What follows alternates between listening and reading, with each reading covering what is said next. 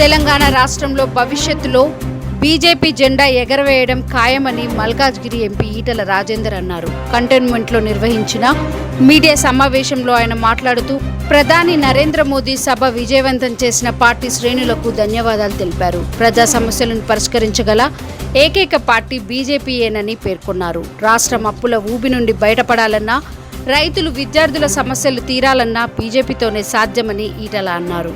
కాంగ్రెస్ ప్రభుత్వం ఎన్నికల హామీలు అమలు చేయలేదని విమర్శించారు. మేక్ ఇన్ ఇండియా ద్వారా స్వదేశీ ఉత్పత్తులను ప్రోత్సహించాలని ప్రధాని మోదీ పిలుపునిచ్చారని తెలిపారు. ఈ సమావేశంలో బోర్డు నామినేటెడ్ సభ్యురాలు బానుక నర్మదా మల్లికార్జున్, మహంకాళి జిల్లా ఉపాధ్యక్షులు బిఎన్ శ్రీనివాస్, రాష్ట్ర కార్యవర్గ సభ్యులు బానుక మల్లికార్జున్, భాను ప్రకాష్, సుధాకర్, వైశాలి, కుమార్, విజయానంద్, నర్సింగ్, ప్రతీక్, చైతు, రవి, లీడర్ బాబు, సాయితో పాటు తదితరులు పాల్గొన్నారు. తప్పకుండా ప్రధానమంత్రి గారు నోటి నుంచి ఒక వాక్యం వెళ్ళిందంటే దేశ ప్రధానమంత్రి కాబట్టి ప్రజలు తప్పకుండా ఆలోచిస్తారు. ఆయన ఆలోచన విధానాన్ని మాలాంటి కూడా కింద తీసుకుపోయే ప్రయత్నం చేస్తారు. శపథాలు అనేది కాదు, వాళ్ళు వ్యక్తిగా ఎవరికి వాళ్ళుగా. ఇక్కడ ఇష్యూ ఏంటంటే విదేశీ మారక నిల్వలు తగ్గిపోతున్నాయి. ఇక్కడ ఉత్పత్తులు వాడుతాయి. రెండవది, మనం ఇంపోర్ట్ చేసుకునే వాటి మీద కొంత ఆంక్షలు పెట్టుకునే, తక్కువ వాడుకునే ప్రయత్నం చేయండి. అందులో ముఖ్యంగా ఆయిల్స్, తినే ఆయిల్స్ కావచ్చు, మనం వెహికల్లో వాడుకునే ఆయిల్స్ కావచ్చు, బంగారం కావచ్చు. మనకి బంగారం మీద మోజు ఉంటుంది. అంటే ఇప్పుడున్న పరిస్థితిలో ఇంత సంక్షోభ సమయంలో మీకు తెలుసు, అన్ని దేశాలు, యూరోపియన్ దేశాలు, అన్ని దేశాల్లో కూడా, ఈవెన్ ఇంక్లూడింగ్ అమెరికా, ఎట్లా పెట్రోల్ ధర పెరిగాయి, ఎట్లా గ్యాస్ ధర పెరిగిందో మీరు చూస్తూ ఉన్నారు. కాబట్టి యుద్ధం తక్కువ రోజులే అయినప్పటికీ కూడా యుద్ధం తీవ్రత ఎంత ఎక్కువ ఉందో మనం చూస్తూ ఉన్నాం. కాబట్టి ఇట్లాంటి గంభీరమైన సమయంలో ప్రధానమంత్రి గారిని ఉండొచ్చు కాక, కానీ దీన్ని కంట్రోల్ చేయగలిగే కెపాసిటీ ప్రజలకు మాత్రమే ఉంటుందని చెప్పి వాళ్ళు చెప్పింది. కాబట్టి డెఫినెట్గా ప్రజలు దాన్ని అందిపుచ్చుకుంటారని చెప్పి అనుకుంటున్నారు. అంటే ఈ సభలో ఈ అంశాన్ని ఇంత గొప్పగా, ఇంత ఎఫెక్ట్గా చెప్పగలిగిందంటే, ఇంత బాధతో చెప్పగలిగిందంటే దాని తీవ్రత ఎంత ఉందో మనకు అర్థం కావాలి. ఇవాళ చక్కన పెట్రోల్ ధర పెరిగిన లొల్లి పెడతాం మనం, గ్యాస్ ధర పెరిగిన లొల్లి పెడతాం మనం, బంగారం ధర విపరీతంగా పెరుగుతా ఉంది. సామాన్యుడికి పుత్తల తాడు కూడా కొనుక్కొని పరిస్థితి ఉన్నది. బంగారం మన ధర తక్కువ, మొత్తం అంతా కూడా ఇంపోర్టెడ్ బంగారమే వస్తుంది. కాబట్టి make in India, made in India కావాలి. Make in India, made in India, ఇక్కడ చదువుకున్న పిల్లలకు ఉపాధి దొరుకుతుంది. ఇక్కడ ఉత్పత్తి అయ్యే వస్తువు అమ్ముడు పోతే ఇక్కడ కంపెనీలు ఎదుగుతాయి. 4 కంపెనీలు ఎక్కువ వస్తే 4 ఉద్యోగాలు ఎక్కువ వస్తాయంటే భావన ఉంటుంది. కాబట్టి తప్పకుండా ఇవాళ మోడీ గారు ఇచ్చిన పిలుపును అందిపుచ్చుకోవాలని చెప్పి మేము కూడా వినమ్రంగా విజ్ఞప్తి చేస్తాం. బీజేపీలో సరైన నాయకులు లేకుండా రేవంత్ రెడ్డి గారిని అడుగుతున్నారు, ఆహ్వానిస్తున్నారని కోణంలో మాదర్ నాయకులు లేరండి. ఇంతమంది కనపడతలేవా? మా కిషన్ రెడ్డి గారు ఏం తక్కువనా, మా లక్ష్మణ్ ఏం తక్కువనా, మా బండి సంజయ్ ఏం తక్కువనా? మేమున్నాం, మా డీకేఆర్ ఉన్నది, మేమున్నాం, మా విశ్వేశ్వరుడు. మా దగ్గర నాయకులకు కొద్దిగా లేదండి, బ్రహ్మాండమైన నాయకత్వం ఉంది మా దగ్గర. మా దగ్గర ఇష్యూ ఏంటంటే రాజకీయం చేయకండి, అస్తమానం రాజకీయాలు కాదు. ఇప్పుడు మోడీ గారు వచ్చినప్పుడేమో బ్రహ్మాండంగా ఉపన్యాసం ఇస్తారు. 9,000 కోట్లు, 9,500 కోట్లు, మీ ఆశీర్వాదం కావాలి, మీ ఆశీర్వాదం కావాలి. నేను మీకు గుర్తు చేస్తున్నాను, సేమ్ ఉపన్యాసం కేసీఆర్ కూడా ఒకసారి ఇచ్చిండు. గజ్వేల్ నియోజకవర్గంలో ఉన్నటువంటి జొండబండ, ఏదో కోమడి బండ గారు ఇచ్చేసి, सिर्फ हम एक ही मांगता हूँ, मैं एक ही रिक्वेस्ट कर रहा हूँ, आपका आशीर्वाद चाहिए. मैं ये प्रोजेक्ट दे दो, वो प्रोजेक्ट दे दो बोल के नहीं पूछता हूँ, मेरे को सिर्फ आशीर्वाद होना बोल के किया. उसके बाद क्या कहा, దాని తర్వాత ఏం మాట్లాడు, ఏం ముఖం పెట్టుకొని మోడీ గారు వస్తాడు, ఇక్కడనే మీ పిల్లలకే మొత్తం వేసిండు, కొన్ని వేల పోస్టులు వేసిండు, నల్ల బెలూన్లు ఎగిరేసిండు.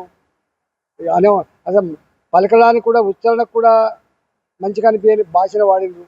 ఏమైపోయిన వీళ్ళు కూడా ఏమంటారు, 8 మంది పార్లమెంట్ సభ్యులు గెలిపిస్తే మీరు ఏం వరగబెట్టిండ్రు, మీరు ఏం తెచ్చిండ్రు, గాడిద గుడ్డ అని చెప్పి కూడా మా మీద మాట్లాడింది. మళ్ళా నేను నిన్న మాట్లాడినా, కేంద్రం కనుక సపోర్ట్ చేయకపోతే నువ్వు గ్రామ పంచాయతీ సిబ్బందికి జీతాలు ఇవ్వగలవా, మున్సిపాలిటీలో జీతాలు ఇవ్వగలవా, కంటోన్మెంట్లో జీతాలు ఇవ్వగలవా? ఇవ్వలేం. ఇవాళ కేంద్రం రేపటి భవిష్యత్తు భారతీయ జనతా పార్టీది మాత్రమే అని చెప్పి మేము చాలాసార్లు చెప్పినాం. చాలామంది మీకు ఉన్న ఎమ్మెల్యేలు 8 సీట్లే కదా, మాకున్న పార్లమెంట్స్ 8 కదా అని మీరు చాలామంది అంటున్నారు. కానీ ఈ రాష్ట్ర చరిత్రలో గతంలో ఏపీగా ఉన్నప్పుడు కానీ ఇప్పుడు కానీ సొంతంగా అసెంబ్లీ ఎన్నికల్లో నిలబడేటువంటి భారతీయ జనతా పార్టీ 8 సీట్లు గెలిచింది. మేము ఏ పార్టీతో అలయన్స్తో 8 సీట్లు గెలవలేదు, సొంతంగా 8 సీట్లు గెలుచుకున్నాం. అనేక సీట్లలో మేము నెంబర్ 2 స్థానంలో ఉన్నాం. మీకు తెలుసు, కరీంనగర్ కావచ్చు, అది హుజరాబాద్ కావచ్చు, అది కోరుట్ల కావచ్చు, అనేక దిక్కుల మేము సెకండ్ స్థానంలో ఉన్నాం. మేము ఎలిమినగర్ కావచ్చు, అంటే దాదాపు ఒక 20-25 స్థానాలలో మేము సెకండ్ పొజిషన్ ఉన్నాం.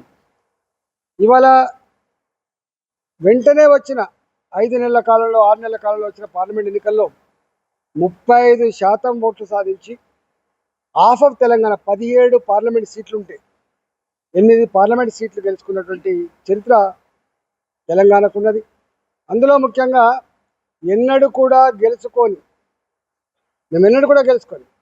ఇవాళ మేము గతంలో సికింద్రాబాద్ గెలుచుకున్నాం, గతంలో కరీంనగర్ గెలుచుకున్న చరిత్ర ఉంది, గతంలో బీజేపీ గెలుచుకున్న చరిత్ర ఉంది, కానీ ఆదిలాబాద్ కూడా గెలుచుకున్న చరిత్ర ఉంది. ఎక్కడ ఎన్నడూ గెలవనటువంటి మల్కాయిర్ కూడా 4 లక్షల మెజార్టీతో గెలిపించిన చరిత్ర మల్కాయిర్కి ఉంది. నేను 2 సంవత్సరాలు తిరుగుతున్నా, నేను ఒక్కనాడు కూడా వదిలిపెట్టకుండా నేను బయట అవుట్ ఆఫ్ స్టేషన్ పోతే తప్ప, పార్లమెంట్ సమావేశాలు పోతే తప్ప, హైదరాబాద్లో ఉన్నామంటే పార్లమెంట్ ఉన్నట్లు లెక్క. మాది సెంట్రల్ లొకేటెడ్ కాబట్టి మేము చూస్తున్న వాళ్ళ అనుబంధం, వాళ్ళ ప్రేమ, వాళ్ళు సమస్యల కోసం వచ్చే తీరు చూస్తూ ఉంటే చాలా గొప్ప స్పందన ఉంది. అంటే ప్రజలు అక్కడే చేర్చుకున్నారు. ఎవ్వరు కూడా ఇలా కాంగ్రెస్ పార్టీ ఇక్కడ ప్రజాప్రతినిధులు లేరు. మీకు తెలుసు, ఒక ఎమ్మెల్యే ఇక్కడ కంటోన్మెంట్ తప్ప ఎక్కడ లేరు. బీఆర్ఎస్ పార్టీ వాళ్ళు ఇది మాది అధికార పార్టీ కాదు కాబట్టి మాకు పనిచేయాలని చెప్పి వాళ్ళు వదిలిపెట్టింది. ఇవాళ అంతో ఇంతో ప్రజల మధ్యలో ఉండి ప్రజల సమస్యలు పట్టించుకొని పరిష్కరిస్తున్నటువంటి పార్టీగా భారతీయ జనతా పార్టీ ఉంది. ఇవాళ మేమున్నాం కాబట్టి ఈ ఒరవడిని, పరంపరని రాబోయే కాలంలో కూడా కొనసాగించే ప్రయత్నం చేస్తాం. మేము డివిజన్ల వారీగా మీటింగ్ పెట్టుకున్నా, నియోజకవర్గాల వారీగా మీటింగ్ పెట్టుకున్నా, మొన్న పార్లమెంట్ వారీగా మీటింగ్ పెట్టుకొని చేసుకున్నాం. మళ్ళీ ఒక 2-3 రోజుల పరిధిలోనే తప్పకుండా మా పార్లమెంటు పరిధిలో ఉన్నటువంటి పార్లమెంటు స్థాయి నుంచి మొదలుపెట్టి బూత్ స్థాయి వరకు ఉన్నటువంటి క్రియాశీల నాయకుల, కార్యకర్తల యొక్క ఒక మంచి మీటింగ్ కూడా పెట్టుకొని మరోసారి ధన్యవాదాలు చెప్పేటువంటి ప్రోగ్రాం చేస్తాం. నేను ఒకటే ప్రజలకు, మల్కాయిరి ప్రజలతో పాటుగా తెలంగాణ ప్రజానికానికి వినమ్రంగానే విజ్ఞప్తి చేస్తున్నా. మోడీ గారు 2014లో అధికారం చేపట్టిన తర్వాత ఒకటొకటిగా ఇలా కొట్టుకుంటూ దాదాపు 21-22 రాష్ట్రాలలో భారతీయ జనతా పార్టీ అధికారానికి వచ్చింది. సంకీర్ణ రాజకీయాలు, అందులో 5 ఏళ్లకే ముఖం పొత్తే ఈ రోజులలో 3వసారి దేశ ప్రధానమంత్రిగా ఆయన ఎంత ప్రజల హృదయాల్లో చోటు సంపాదించడం మనం చూస్తూ ఉన్నాం. కాబట్టి ఇలా ఒకసారి అధికారంకి వస్తే ప్రజల ప్రేమను శాశ్వతంగా పొందే పార్టీగా భారతీయ జనతా పార్టీ చరిత్రకెక్కింది. అది గుజరాత్, ఇలా 30 ఏళ్ళు అవుతుంది వరుసగా రావడం. ఇవాళ మధ్యప్రదేశ్ 20 ఏళ్ళుగా వరుసగా మేము అధికారంలో ఉన్నాం. ఇవాళ అస్సాం 15 ఏళ్ళు, మహారాష్ట్ర, ఇట్లా ఎక్కడ చూసినా ఒకసారి వచ్చిందంటే మేము ప్రజా సమస్యల పరిష్కారంలో, ప్రజారంజకమైన పరిపాలన చేస్తామనడంలో అది అంతకంటే నిదర్శనం ఏమి ఉండదు.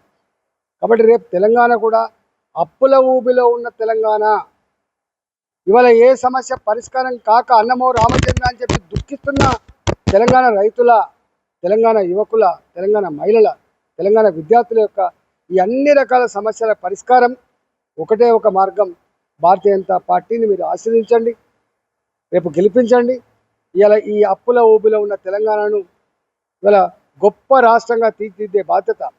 దేశ చిత్రపటం మీద హైదరాబాద్ అంటే ఒక గ్లామర్, తెలంగాణ అంటే ఒక గొప్ప రాష్ట్రం అనే ఫీలింగ్ అయితే ఉందో ఇవాళ అది మొత్తం కనుమరుగైపోతున్న పరిస్థితుల్లో తప్పకుండా ఇవాళ నిరుద్యోగ సమస్య కావచ్చు, మహిళల సమస్య కావచ్చు, విద్యార్థుల ఫీ రీయింబర్స్మెంట్ సమస్య కావచ్చు, అవుట్సోర్సింగ్ ఉద్యోగుల సమస్య కావచ్చు, ఉద్యోగుల పిఆర్సీ సమస్య కావచ్చు, రైతులకు సంబంధించినటువంటి సమస్యలు కావచ్చు, ఇవన్నీ తీరాలంటే ఇవాళ రేవంత్ రెడ్డి